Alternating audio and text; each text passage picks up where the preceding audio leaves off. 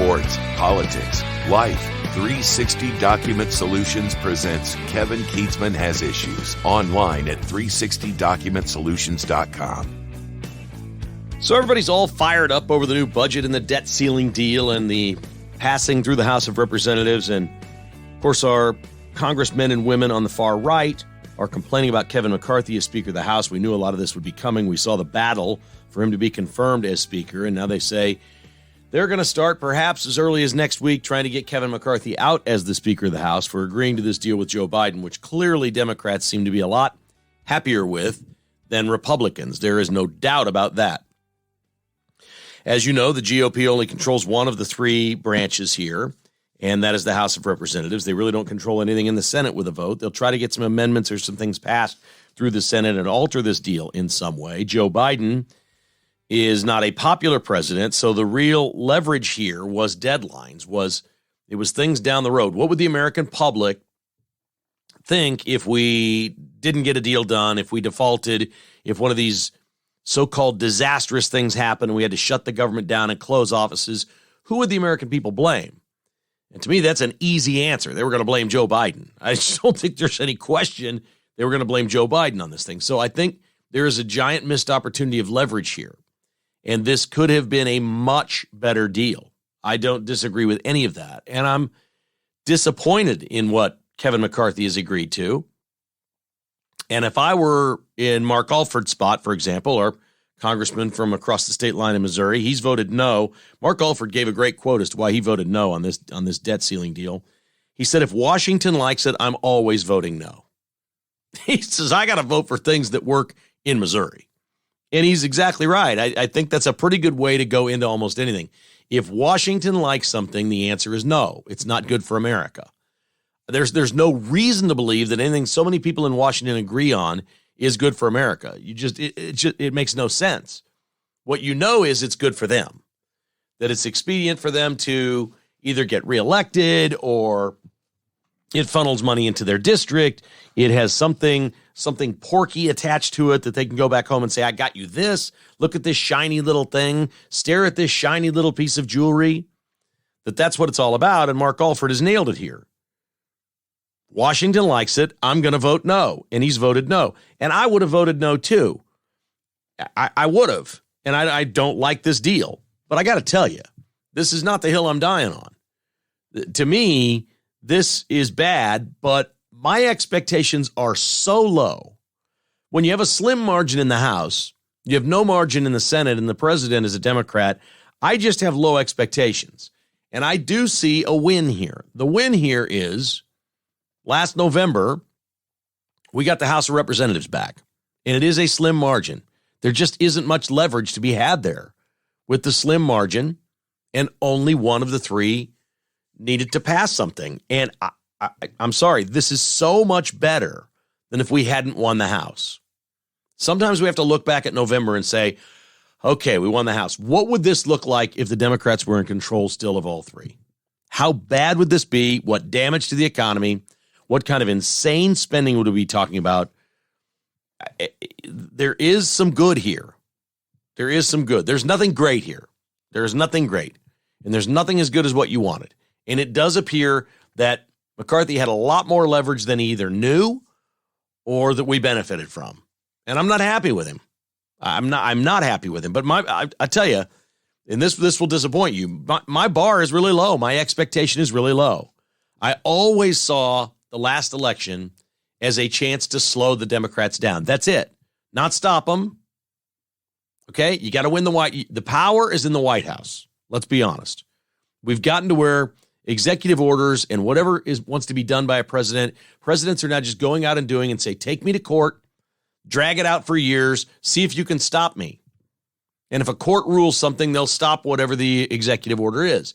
This is where we are now. We're getting closer and closer and closer to being a dictatorship and not a democracy, where whoever's in the White House matters most.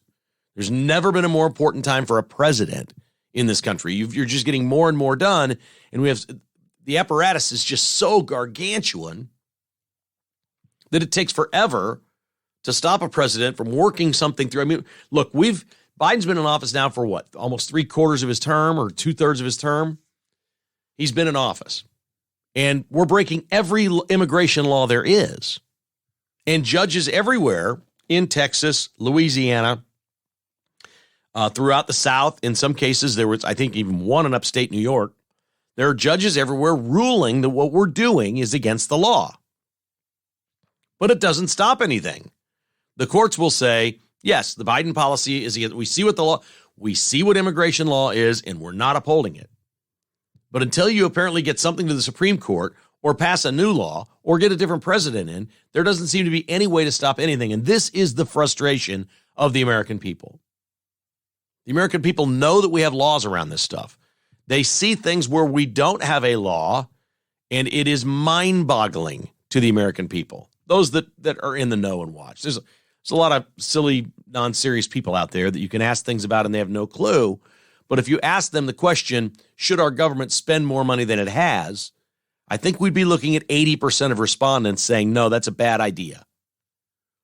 Should we allow the federal government to spend more money than it has? I think most Americans would say no. Right? That's what's going on here. And the serious question underneath it all is, why don't we have a balanced budget amendment? Why isn't this in the Constitution? The federal government, except for in the case of war, time of emergency, natural, whatever it may be, we can put a couple of exceptions in there. The federal government shall not spend more money than it takes in. That's it. That's it. Then if what the Democrats want to do is just go run on raising your taxes and taking more money from you, let them go run on that. This is their end around. This is the way they spend trillions of dollars more than they collect. If they come to you and raise your taxes significantly, and you know it's the Democrats doing that, they will get thrown out. This is their way of doing everything they want to do without taxing the voters more, although they're not afraid to tax voters more. But we're talking about trillions of dollars here that would be significant tax increases that people would feel every month in their monthly bills and would blame the Democrats for. They win twice. They don't have to hurt you with more taxes, and they get to spend the money they want on their stupid programs like the Green New Deal. Yes, it's disappointing. Yes, I'm upset. Again, not the hill I'm dying on, but mainly I just come from a perspective of my expectation of just having the House of Representatives versus Joe Biden in the Senate is so low. I certainly couldn't do the limbo under that bar. That bar is so low, I got no chance of limboing under that thing. I don't think I could get down on my front, on my hands and knees and crawl under it. That bar is so low. I think it would take like a garden variety earthworm to crawl under that bar. It's so low. And that may disappoint you, but I'm going to assume you're the same way. I just think we're optimists and we thought, okay, we've got the House, we're going to do better. I do think that is reasonable for people to think that, but I've never thought that. We need the whole thing for 2 years, and we need the game plan going in to know exactly what we need to do and do it. And it needs to be far right. All right, when we go, these rhinos got to come along for the ride. They have to. They absolutely have to. If we get this thing in 24, if we get Trump or DeSantis in the White House, we're going to get the Senate. I just don't doubt that at all. The maps and the math on the Senate are phenomenal. The Senate, win the White House. Biden's a terrible candidate running for re-election, and somehow hold the House. Then these McCarthys and some of these other people in the center, we got to move them right for 2 years. They have got to go along with Trump or DeSantis. Whatever that president says, that will be a mandate from the American people. Go do it. Get it done. Write the laws. Pass the laws. Change everything fundamentally. There's got to be a way to write laws on balancing the budget.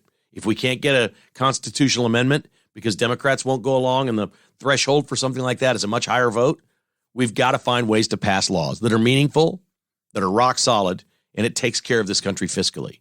We cannot keep doing what we're doing. We've been hearing this for a long time, and we've gone along. We've been through good times and bad times and whatever. My goodness, can you imagine what kind of an economic machine the United States of America would be if it were running like so many states, which actually have a surplus? We have states in this country that have surpluses. They're almost all conservative. Kansas and Missouri have been flush with cash for how many years? Run by their very conservative legislatures. These two states have done great and have a surplus of money. I heard Ron DeSantis say something I thought was misleading in a speech the other night. He said at however much money it was, $3 billion or whatever, we have the second smallest deficit of any state in America. I was surprised to hear Ron DeSantis say that, because that's admitting that his state is at a deficit right now. And there may be reasons for that predate DeSantis. But I didn't like hearing that at all. I know states where there is no deficit, where they're taking in more money than they're spending, and have had years in the past few years where there's a surplus. And some of this has been federal help. There was federal COVID money. There were things that came along in other ways, but that doesn't matter. The states are still running in some cases where they have cash surplus. That's the way you want to do it. Then you start the discussion of, how do we give some of this money back to our residents, our citizens? Things like taking away sales tax from groceries. You go spend $100 on groceries, you don't have to pay the 8 and whatever % sales tax. That's a great way to give money back to the American people, or to the people of Kansas or Missouri. That's a great way to do it. But you can only do those things when you have more money than you needed. And I fundamentally don't understand why we can't have a balanced budget in the United States. And certainly there would be times of exception. If we get into a war, if there's a pandemic, if some of these things that we see that we have to have it, I get it, emergency spending. But day in and day out, don't just sit there, run your government at a deficit, which is what we do. If we got to let some people go, let them go. They'll get hired. Everybody's looking for good workers. Fire some government employees. Let's clean it out. Let's go. It is go time on this thing. I just love what Mark Alford said. I thought it was a very, very Missouri, almost rural Missouri, simple thing for him to say that anybody can understand. That just sums it up beautifully. That's why we love Mark Alford here. If Washington likes it, I will vote no. That's just beautiful. That's fantastic. I'm all with him. 53% of Americans think Joe Biden and his family are corrupt and on the take. John Kirby, the Pentagon spokesman, yesterday was having a news conference, and a reporter asked a question about this polling that shows 53% of Americans. That's a big number. Now remember, there's always like 20-some% built in that don't know or don't have an answer. So it's like a 20-point differential. People think Biden is a crook, corrupt, with his son, who has now had 10,000 more photos released to the internet from his laptop. There's a website, I think it's called BidenLaptopMedia.com, that is going to be putting these out. There's more pictures of nudity where they're going to cover it over black. There's some things that they'll sort of redact. His social security number, bank account numbers, things like that. They're going to redact those numbers, but they've got it all. 10,000 more photos coming out. It's just getting worse and worse for the Biden family, and 53% of Americans think Joe Biden and his family are corrupt. And John Kirby is asked about this, and he stands there stunned at the podium. And here's why. He was an admiral in the Navy, right? And these people are in such control and such power that he is literally standing there in disbelief that he's being asked about this. They're in a place on the left where they just believe they can have news conferences and nobody is going to challenge them about anything. So this dude asked the question, he starts rattling off, there's been money in Ukraine and Mexico and different places like that, and we've seen all this, and we've got a whistleblower, and 53% of Americans think Biden is corrupt.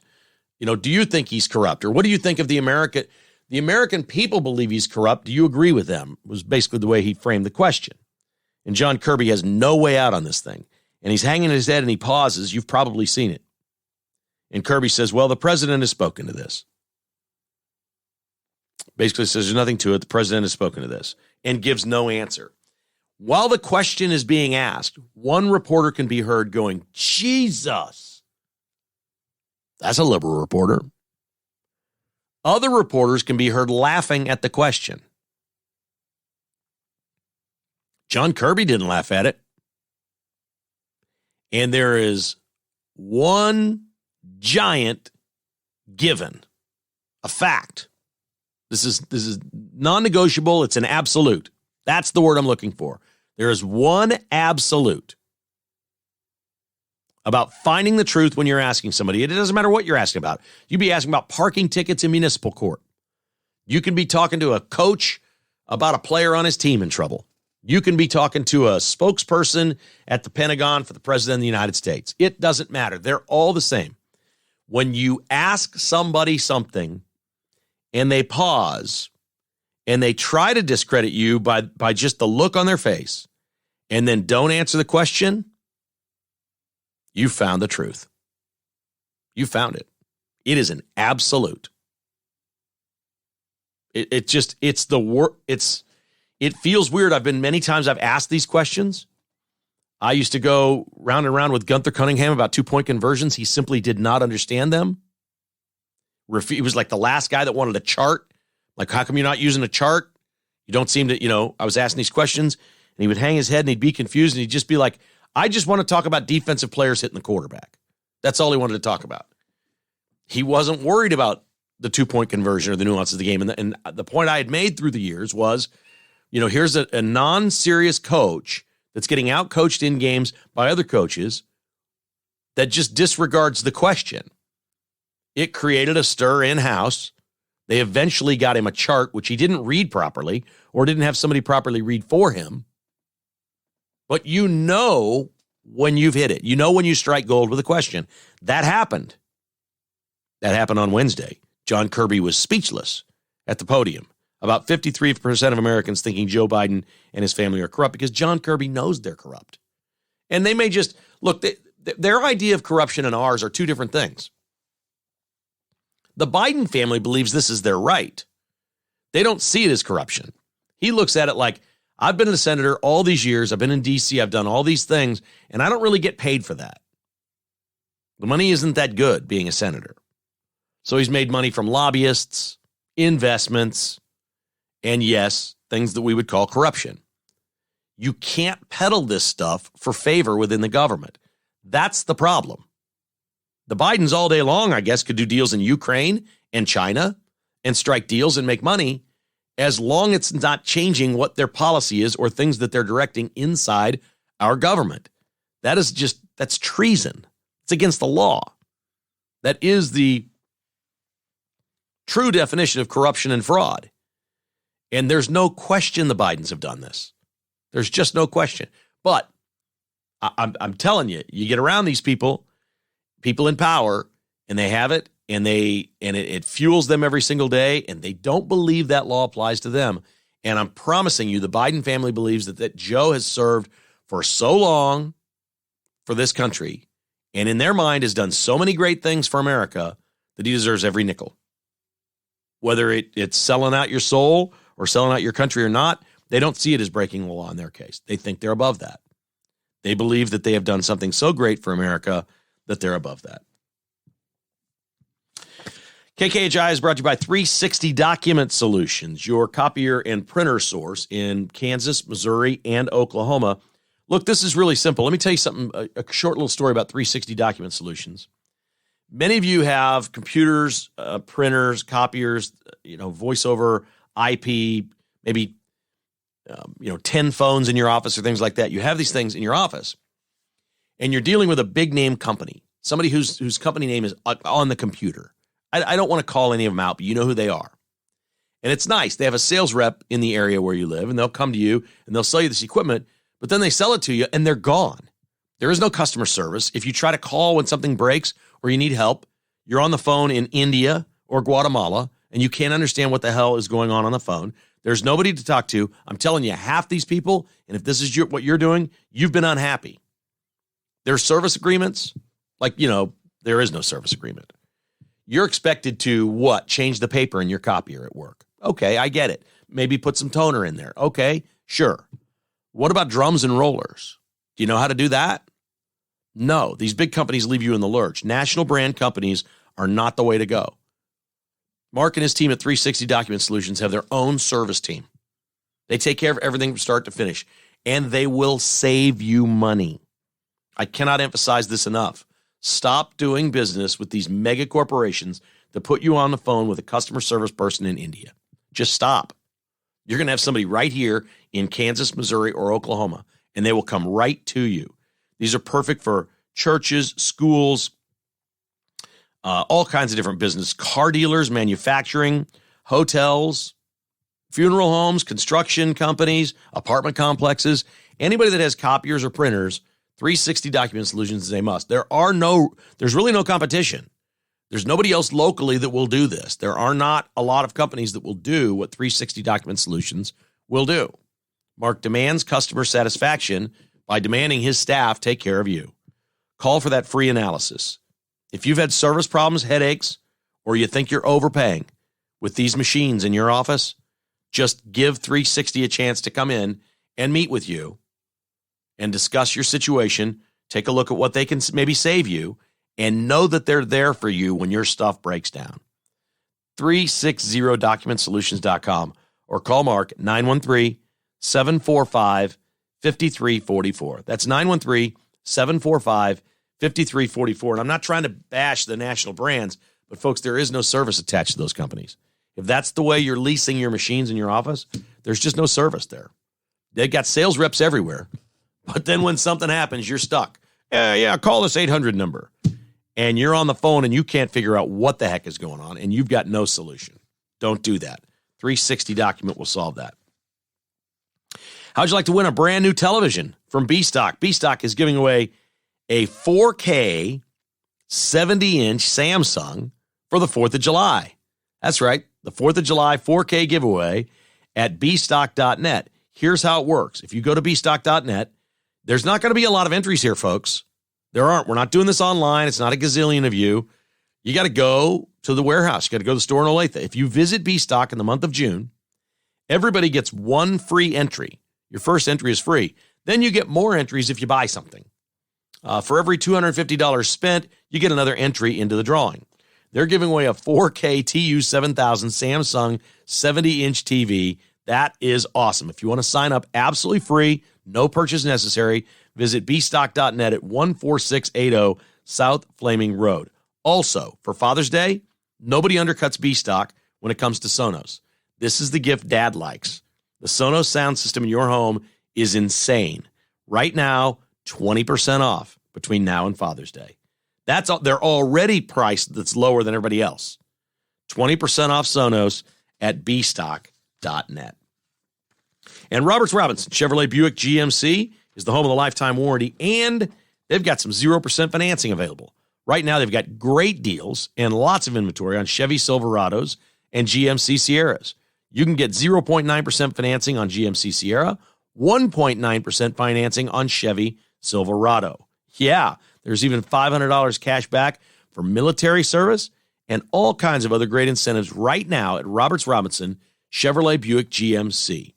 Remember, this is a free lifetime powertrain warranty on all new vehicles.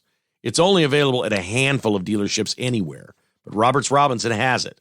Don't settle for the 3-year warranty when you can get the lifetime warranty at robertsrobinson.com. Roberts Robinson Chevrolet Buick GMC in Excelsior Springs. Okay, Tucker Carlson's no longer on the air, but he used to have a guest on talking about the Ukraine war quite frequently. He's retired General Douglas McGregor. And McGregor was on a podcast this week and is the only person that I hear talking really honestly about the war in Ukraine. And I know this is a heavy subject, and I'm going to play for you a clip here that's about 2 minutes long. It's longer than most clips that we play. But this guy this is a dire warning of something that we're not, again, Joe Biden, the Democrats always like to dangle something shiny in front of you, so you're not paying attention to something that's really important. Is the debt debate a bigger deal than drawing us into World War III? No, it is not. Drawing us into World War III is the end-all, be-all thing to avoid. McGregor's on this podcast with Judge Napolitano or somebody, and he says, we've just announced this week that we've sent these new missiles to Ukraine that fly 200 miles. Well, there's two reasons for that. A, they can fly into Russia. B, as the Ukrainians are retreating, they can still hit targets in Ukraine. And he he says we've basically escalated at every turn. He'll explain this here.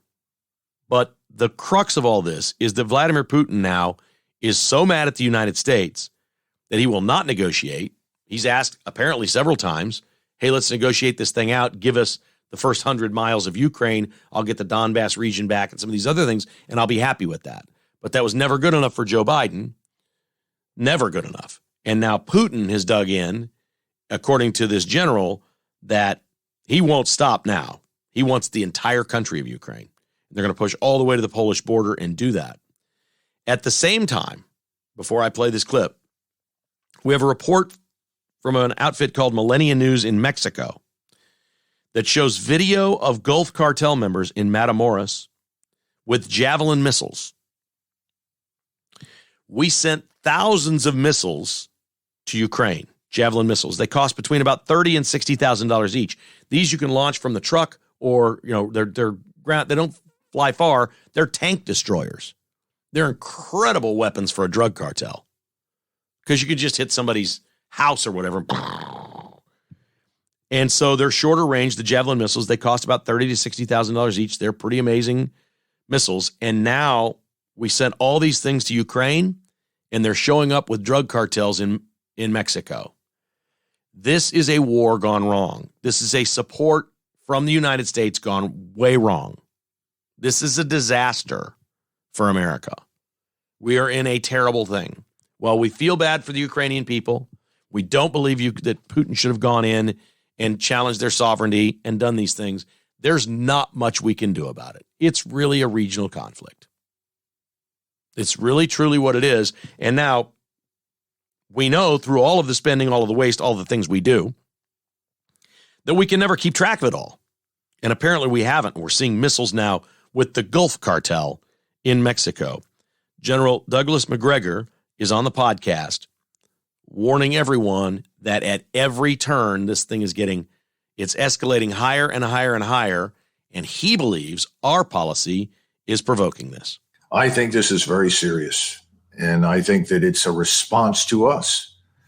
Every time the Russians have evinced any interest in a negotiation of any kind, we've refused it categorically. We've presented ultimatum after ultimatum and insisted that unless the Russians pull out of Ukraine completely, not just Ukraine, but the new borders from 1957, which were never Ukrainian, and then ultimately humiliate themselves and bow down and beg for forgiveness, there can be no peace. I think Putin and his colleagues have finally come around to understanding this reality. I don't think they wanted to believe it. It's true. So if it is true, and you take, for instance, the recent announcement where President Biden said, well, we should send the Ukrainians ATACMS. These are the Army Tactical Missile System that reaches out 200 miles. Still delivers a relatively small warhead, but it's nonetheless a good-sized warhead that can do a lot of damage. We said from the beginning that we were not going to provide these kinds of long-range strike weapons to the Ukrainians. Now, all of a sudden, we're going to do it. If you are a Russian and you're listening to this and watching this, you reach the inevitable conclusion that we are escalating. Every time we make an announcement, every time Biden speaks, the war escalates. Remember, if you go back to the beginning, we're not sending tanks. We're not going to send any aircraft. Whatever we do send is going to be for defensive purposes. All of that is gone, and everything now is one-upsmanship. We're going to send F-16s. Of course, the F-16 is useless without AWACS and a significant ground infrastructure, but suddenly we're going to send F-16s. Pretty soon somebody's going to say, send F-15s, I suppose. And oh, by the way, now we're going to send ATACMS that reach out 200 miles. And Putin has said, well, if you listen to his comments just within the last 24 hours where he talked about the recent strike on the military intelligence headquarters in Kiev, that was struck, I think, either by an Iskander missile, tactical ballistic missile, or Kinshal missile, killed large numbers of people, destroyed the entire headquarters. And I think it killed probably several NATO officers, about which we're hearing nothing. And that's something we should hear about. We should know the truth. If Americans are dying over there, along with Frenchmen and British and other officers, then For God's sakes, tell us, but they're not going to, obviously. But Putin has said, well, we've often talked in the past about hitting the quote unquote decision centers. Well, now they will. Well, there's not much there that I can argue with. That's General Douglas McGregor. Did I say MacArthur one time? I did not. Did I? Did I not? Douglas McGregor. And he's given a very stern warning to the American people if anybody is willing to listen. He had a nice audience when he was on Tucker, but that's gone. And I don't think Fox wants to have him on anymore. They like to have on. Fox is getting really rhino. If you're watching that coverage, you're seeing it. It's getting really, really rhino-ish. They got a lot of people on there supporting the debt deal, supporting Ukraine. Lindsey Graham goes on with Sean Hannity all the time. Lindsey Graham's every bit as bad here as Joe Biden. This is a bipartisan issue. This isn't just Biden. There's all kinds of people. Again, go back to what Mark Alford said. If Washington likes it, I'm voting no. Washington loves the war in Ukraine. There is really no reason for you and I to like the war in Ukraine. But all these people who make their money in Washington, D.C., in the richest zip codes in America, the wealthiest people that we have, our ruling class, they love it. I think we know the reason why. It's money. They're not worried about dying. If they've got family or children in the military, they'll keep them out of harm's way. They're just not worried about that. We know how they are, and that is stark. I don't know if you thought about that as hard as I have. That was unbelievable hearing that man talk. Really something else. Commercial real estate's in real trouble. I think everybody can see that. I went into a Staples yesterday in Overland Park, up by Oak Park Mall. I needed a couple of things I had to go pick up. I don't even remember what the I needed a planner. I'm old school. I keep a planner on my desk, but it's a small one. And I just like having the book. I like being able to access the book and seeing it at all times when I have appointments and things like that. I don't have nearly as many appointments as I used to. And I kind of like it. So I just need a smaller planner. I went up and got it, and I picked up some pens and some other things. I got a little file thing that I keep the envelopes in here on my desk. I found a couple of things. I kind of liked it. I kind of like going to Staples. I like going to the store and getting something. I'm going to get a new suit to wear to my son's wedding this fall. I'm not going to order that online. I don't order much online. I should do a little more that way. I just don't. I will. I'll change. I'll get there. I'm sure I'll do more and more of it. Jessica orders all kinds of stuff on there. But I'm at the Staples, and I'm looking at this, and because I'm looking at the planners, I'm looking for one that's a 23-24 because I got my first planner for KKHI. We started up in August. So the one I bought was July through June of the next year. So I've never been on the actual calendar year. They make these things 6 months they're 12 months at a time, but they come out every 6 months. I was shocked to see 2024 planners already on the shelves that don't start until January. And they had more of those than anything else. Then upon checkout, I see a sign that says, this store is closing July 14th. I thought, what? We know commercial real estate and retail are struggling, brick and mortar, but my God, how poorly are some of these companies run? So they ordered into a store dozens of these planners. Some of them are $40 and $50 each. Dozens of them into this store. Planners that start in January, and they're closing in July. What are they going to do with them all? They're not selling any of those. So yes, real estate's in real trouble. I don't think anybody questions that. There are more and more people going back to work. I think the workplace may survive. I think the office spaces may survive, and we maybe get back to normal. But the actual retail thing, this is something that I believe that I don't have any reason to believe this, but I think the Democrats love it. I think they love breaking down commercial real estate. They love people shopping online, staying at home, right? Feeling like they shouldn't go out.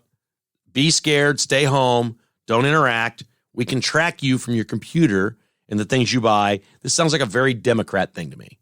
It just does. It just does. Instinctively to me. And I could be totally wrong. But look at the benefits the Democrats have of people who stay home. Look what happened during COVID. You stay home, you be scared. We got you covered. You can vote by mail, buy things, and we'll track your computer. It just sounds very Democrat to me. So commercial real estate is in trouble, and everybody agrees on this. But the big debate now is about the housing situation. Elon Musk is warning that housing is going to crash, that it's in real trouble, that it will just follow what's happened with commercial real estate. I didn't quite follow the logic of tying together commercial real estate and housing. I felt like if more people are working from home than going to an office, that would be good for housing. People want bigger houses or an office in their house or whatever. Musk thinks we're headed off a cliff again with housing. Barbara Corcoran is she's the lady on Shark Tank, the TV show. And she says just the opposite. She says commercial real estate's just cooked. It's going off a cliff. And she's been in that business. She's like, this is a train wreck like we've never seen. But the housing is going to go bonkers again. That it not only the value of your home has gone up, it's going to go way up. She says there will not only be no volatility in housing, there's going to be an insane recovery as soon as the rate, because it's all bogged down right now. There's no inventory. Nobody wants to leave. Nobody's moving around. Nobody wants to borrow money at these interest rates. So it's all locked down. That's what it was designed to do. When they raised the rates, they wanted to, turn off the spigot of housing flow. And they did. And so we're kind of stuck in a rut. Prices have remained high because there's no inventory. She says there's not much inventory out there, and the building of new homes has been okay and whatnot. But when the rates start coming down, and they will before the election, the rates will come down. This has been the plan all along. They're going to lower these rates, and housing's going to go bonkers next year during the election year. Rates are going to start coming down, down, down. And as they do, people are going to see 4% as a real bargain compared to almost 7% right now. And people are going to buy. She thinks housing prices could go up 20% in many areas next year. I've never seen two smarter people so completely different than Elon Musk and Barbara Corcoran on what they think is going to happen with housing. I know this. I'm not joining AARP. Are you an AARP? I'm not. I think you can join at 50, can't you? Or 45 or something. I used to get stuff in the mail. I don't get it anymore. This is the new ad campaign for AARP. AARP is a leftist organization. If you're part of it, you probably know that. But there are benefits. They can save you money. They can do things for you. And so some people sign up and join because they want the benefit of saving the money of things that AARP is affiliated with. I've forgotten the name. I'm sorry, but it's an easy Google search. There is a conservative AARP out there. You just got to go find it. It's there. The new AARP commercial comes on TV, and it's a guy who owns a butcher shop. And he goes, our family-owned butcher shop has been here in Iowa for I don't know how many years. You couldn't look more like a Republican. And he said, generations we've passed down, we've had this butcher shop. And he says, I may not agree with everything AARP does, but they really know Social Security. And that's important to me now because he's going to be passing his butcher shop down to his son. He's going to retire. I want to repeat that line for you. I may not agree with everything AARP does, but they really know Social Security. So now AARP is feeling the crunch of all the people on the right, conservatives saying, we're not going to be affiliated with you. You bunch of leftist wackos. They support abortion and, you name it. They're just as leftist wacko as any outfit there is. That's what AARP does. That's who they are. That's fundamentally who they are. They didn't start doing that because of ESG or DEI or any of these other things. They've just been that forever. And people have known that. People like me. I see the thing in the mail. I could save money. I'm not signing up for that. I don't like that organization. I'm out. Now they're advertising, and this is a terrible ad campaign. They're trying to reach out to people like us saying, we'll help you with your Social Security because you're too dumb to figure it out. We're so good at helping you with your Social Security, you should join AARP, even though we're leftist wackos. They are just asking for a boycott. They're drawing attention to themselves that they're far left. What in the world are they thinking? They're advertising in conservative places everywhere. Radio, websites, television. They're trying to reach out to the Trump voters to get them to sign up for AARP. But while they're doing it, their marketing people are so stupid. The very first line of the spot is, you may not agree with us wacky leftists, but we can help you scam the system. Whew. Some things are just amazing to me. Absolutely amazing. Air New Zealand will be weighing 10,000 passengers this month. Remember a few months ago I talked about what would airline travel be like if they charged by the pound? What if we were just freight?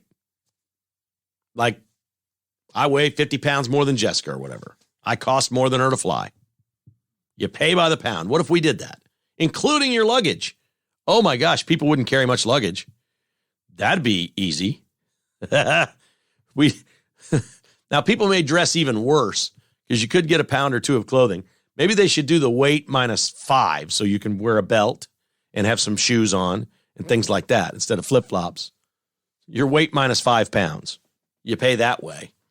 I don't know. I was sort of joking when I said it, but it sure would fix a lot of problems with air travel, wouldn't it? Air New Zealand is going to weigh 10,000 passengers in June, and it doesn't sound like this is optional. They're weighing them because they want to develop new averages for flights. They weigh everything on a flight. They weigh everything. They weigh your luggage, the meals, the sodas, the beers, everything that comes on there. Everything on every flight is weighed except the people. And, they're trying to figure out what the optimum amount of fuel is to carry, depending, all these different things so they can save more money. I understand they want to do the research. Would you get on the scale? Could you do this in America? Air New Zealand's going to do it. These people were locked down. They're accustomed to being told what to do. They just follow you around, whatever. 3 blind mice. Tell us what to do. We'll follow you. They'll do that for Air New Zealand. Would you do it? If they told you to get on a scale, would you do it? If you had to do it to get on the plane, you might. Wow, what a violation. That's crazy. Air New Zealand. Before we go to sports, I want to let you know that Fry Orthodontics has 13 locations in and around the Kansas City area to get your perfect smile for life. Invisalign is the same price as braces, and these folks offer wonderful treatment plans throughout the summer for your teenager to do this before school starts in the fall. Why don't you contact Fry Orthodontics? Just log on to fryorthodontics.com, find the location near you, give them a shout, let them know you heard about it on KKHI, and see if you can't help that special person in your life that you love with a perfect smile from Fry Orthodontics, where your smile is just the start. Tickets for Less is online at ticketsforless.com. Here you go. College World Series, Women's College World Series, plus Royals and all kinds of specific events in Kansas City. You can save big right now. It's good until June 9th here for the Women's College World Series. That's when it ends. If you like championship baseball and softball, why wouldn't you go? Tickets for Less has you covered. Use that promo code KKHI at checkout. Tickets for Less is the official marketplace of the Big 12 Conference, so they have a great selection of tickets to every game in Oklahoma City. They also have now, it was announced with many of the schools in the Big 12, 4 of their football games this fall. So you want to know who's you're playing on which date and what time? There you go. Order up your tickets, ticketsforless.com, and you can save big right now, including Luke Combs on June 10th. Royals, Chiefs, Sporting, KC Current, it's all right there. You always save money with the promo code KKHI at ticketsforless.com. Window World is simply the best for less. The official windows of the Kansas City Chiefs will offer you a free analysis and estimate and 0% financing available on doors, siding, and, of course, the famous Window World windows made in America with a lifetime warranty. Doesn't get any better than that. Oh, yes, it does. Their customer service is also tops anywhere in America. J.D. Power and Associates says Window World is #1 for customer satisfaction. 816-799-0820. That's 816-799-0820. Kansas, Missouri, Iowa, all throughout the Midwest. It's Window World, online at windowworld.com. A lot of jibber-jabber out there about DeAndre Hopkins, the stud wide receiver, or Julio Jones, formerly a stud wide receiver, possibly coming to the Chiefs. And Chiefs fans are all up in a tizzy thinking, wow, what would that mean if we had a receiver like DeAndre Hopkins here in Kansas City? Well, it'd be pretty cool. Julio Jones probably still has something left in the tank or something left to offer. Chiefs are not the team that can guarantee the top dollar to these guys. So a lot of teams like Buffalo wants DeAndre Hopkins too. And I think that's one of the reasons Chiefs fans want him as much as anything is keep him from going to someplace like Buffalo. Hopkins has made it clear, I want to go win something. Okay, you've made all your money. You want to go win something. Let's find out how bad. Do you want to go live in Buffalo in that weather all fall and winter and play for a team that hasn't been there? Or do you want to come to Kansas City and do it here? This is interesting to me because the Chiefs are now the team that should be, in theory, they should be the team that get a lot of offensive weapon type guys toward the end of their career that have been star players that will play for much less money for a chance to come here and play with Patrick Mahomes and win a Super Bowl. That may even be looking at it like, maybe I've got a Hall of Fame career. If I can bust out 2 solid seasons in Kansas City and we can have a parade, I might be in the Hall of Fame someday. This should be something that the Chiefs just play and play and play every year. And they're involved in it with these guys. I don't know how it ends up, but they're involved in it with these guys. And I think it's fascinating that Kansas City's become that team. They cannot pay what other people will pay. Generally speaking, what you're going to get is these players, if somebody offers them a bunch of money to go to New England or something, they're going to go take the money and not come here. I don't know that the Chiefs can be competitive in money, but they did have a situation last year with Juju Smith-Schuster where they only paid him like $1.5 million, but he wound up making $10 million because he hit all these bonuses. And somehow these things are outside the salary cap. Some of these things had to do with playoff performance, number of snaps in the Super Bowl, winning the Super Bowl. These are all things apparently that are outside the cap. And if you just want to start offering DeAndre Hopkins, hey, we'll kick a $5 million bonus in here if we win a Super Bowl and you play in half the snaps. Okay, everybody wins. It certainly worked out for Juju last year. I mean, amazingly worked out for him.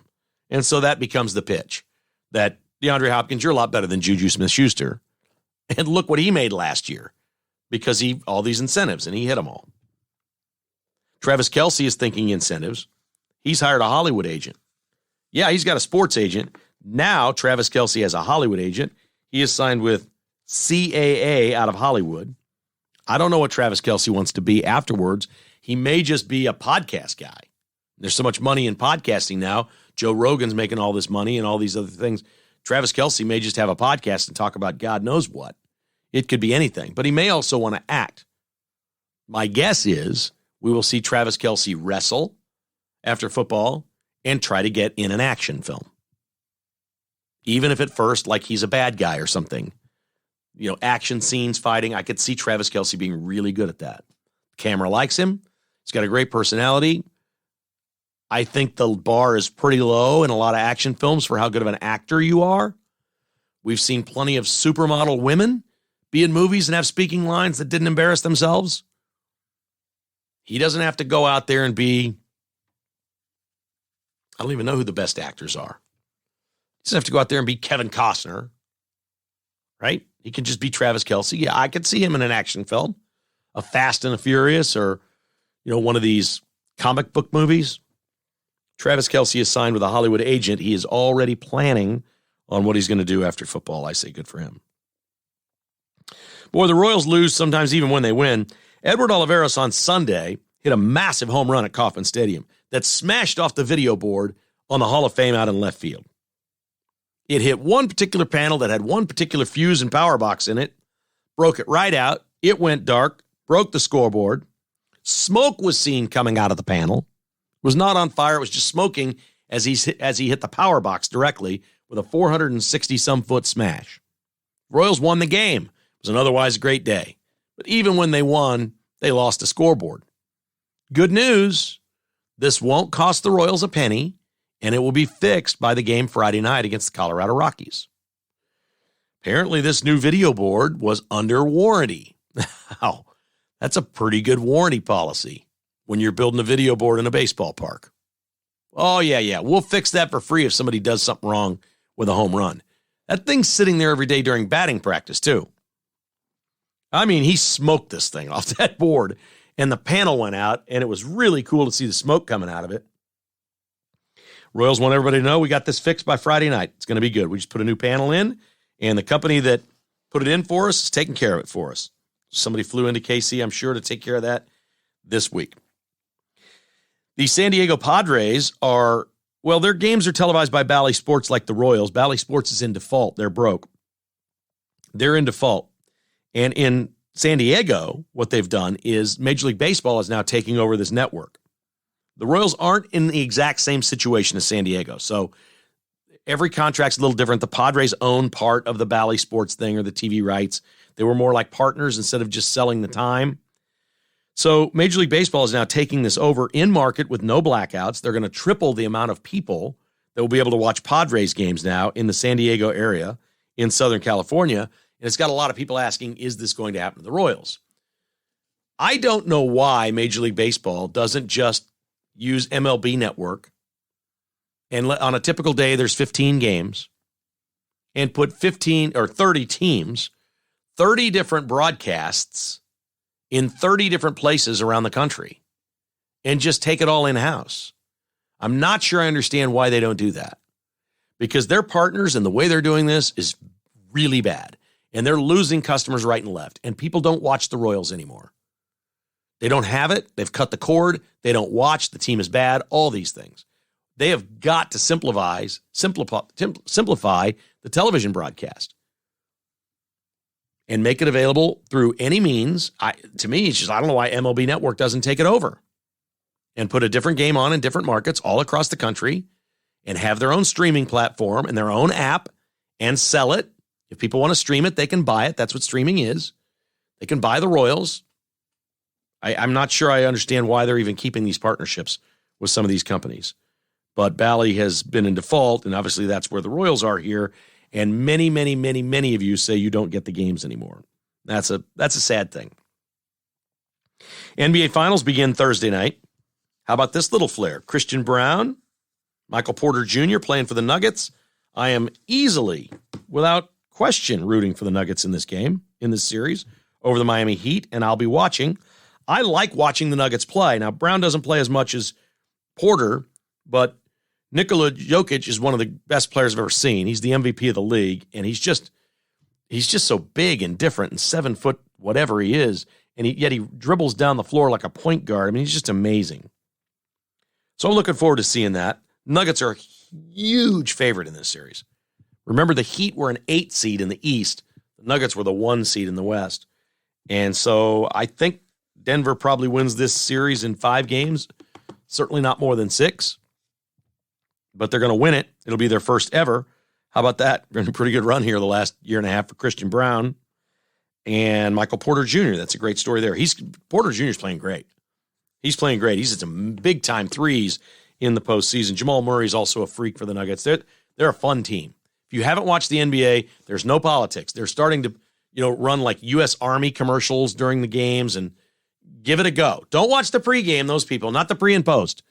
Just the game. This is on ABC. Watch the game and see if you don't like it. I think you'll find that you like it, that it's interesting, it's entertaining, and there's no politics.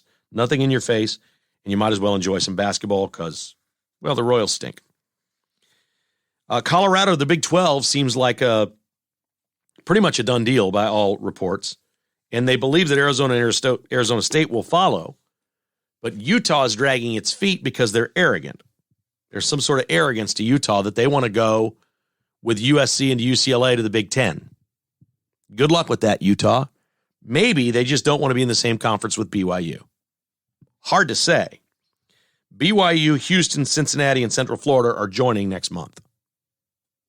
They're in the Big 12 next month. Now there's all kinds of smoke around Gonzaga and UConn joining the Big 12 in basketball, that this may wind up being a 16-team football league and a 24-team basketball league, that they've got their sights on being the first mega conference for college basketball and selling those television rights separate from football. You had Gonzaga, you had UConn, you start to go cherry pick some of these. Creighton certainly would be one you'd want to go grab. It's right here. Go get Creighton. I mean, they could cherry pick all kinds of terrific basketball programs in major metropolitan areas like Omaha, add all these TV eyeballs, and go sell it separately and become the first conference that really uses basketball as a huge mechanism to generate revenue and not just attach it to football. It's interesting. Splitting anything 24 ways dilutes it. Once you start adding 24, you're diluting it a bunch, but it's a pretty interesting concept. If they add Colorado, Arizona, Arizona State, and Utah for football, they can go pick off all the Creightons of the world, Wichita State, maybe. There's all kinds of possibilities here. If you're going to 24 schools, San Diego State would certainly fit into that. There's some good basketball schools out there. Gonzaga, many of them on the West Coast. You can convince them, even if they do have a football program, to come be in your league in basketball and be part of that package because the finances will be so good. I could see this happening. Very, very interesting what's going on there. All right, our final is brought to you by Cross Kitchens KC, Kansas City's remodeler, online at crosskitchenskc.com. North Kansas City Dental, he's your new dentist, an award-winning dentist. He speaks around the country about high-tech dentistry.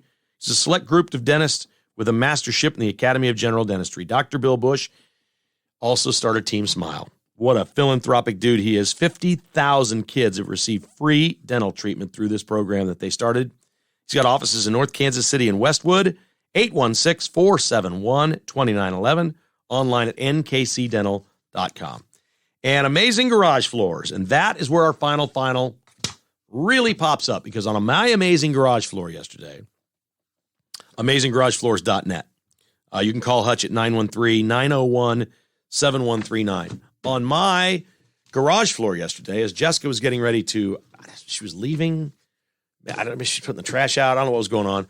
I am just getting ready to start recording the podcast. Typically, that's around 8 a.m.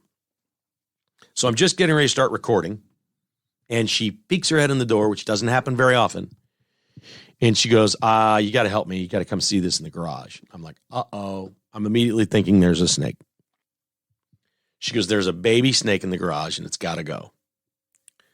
And I said, what kind of it is? Probably just a black snake. She said, I couldn't see any diamonds or spots or anything like that. I said, okay.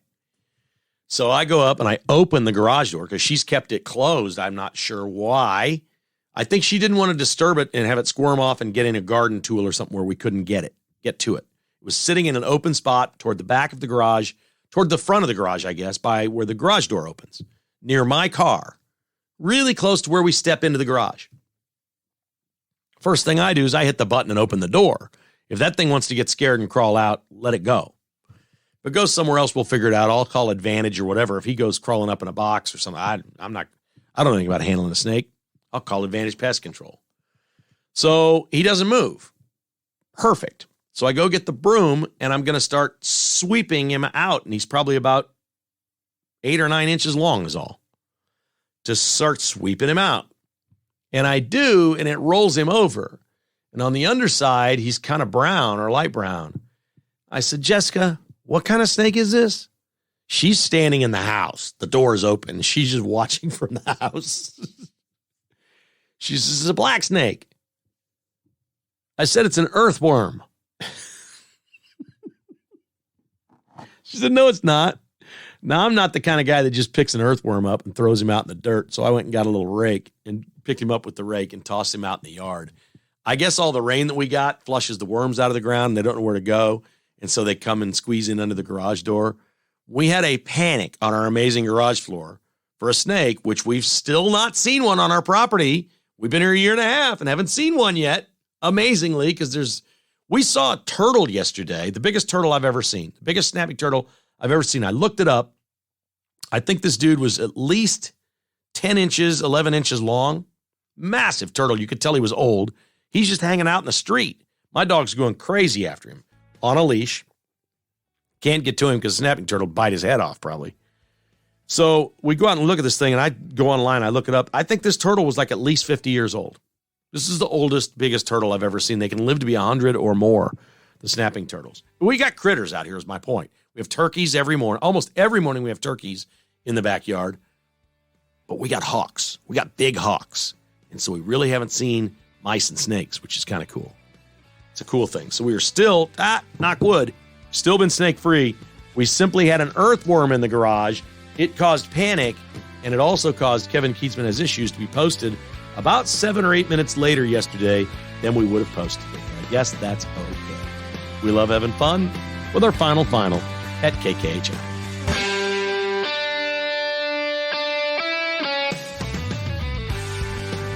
Thanks for listening to Kevin Keatsman Has Issues, presented by Roberts Robinson Chevrolet Buick GMC.